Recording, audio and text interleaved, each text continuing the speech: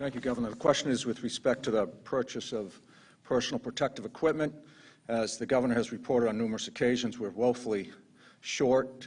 Numerous requests have been made of our strategic national stockpile, and we've received a mere fraction of what was requested.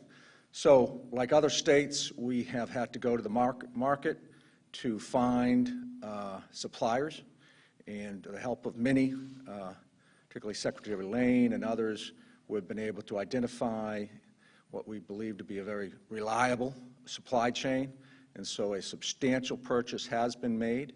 We expect that to be delivered by the weekend and distributed quickly thereafter. It will come in a number of receipts, and we will get that N95 masks that are in such great demand in our hospitals and nursing homes and first responder communities, as well as gloves and gowns and the other personal protective equipment that has been mentioned and is so vitally needed on the front lines. Thank you. Following up on the PPE issue as well, is that a one-time order, and will that be consistent? And I was also wondering about Abbott rapid testing and whether the state has made efforts to secure that platform. I'll let there was a promotion. Secretary Moran handle the PPE, and then I'll have Dr. Tony come up and talk about the testing.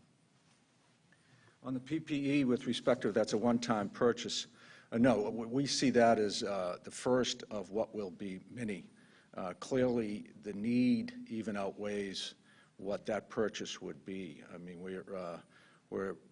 we're anticipating a tremendous need for N95s in our hospitals. In fact, it was probably over a week ago that the Governor went through what one patient requires in the ICU with respect to the PPE needs. So having heard that, I think that was a stark example of just how much PPE we need. So the purchase has been made. We made it with alacrity, but we're going to need additional supplies.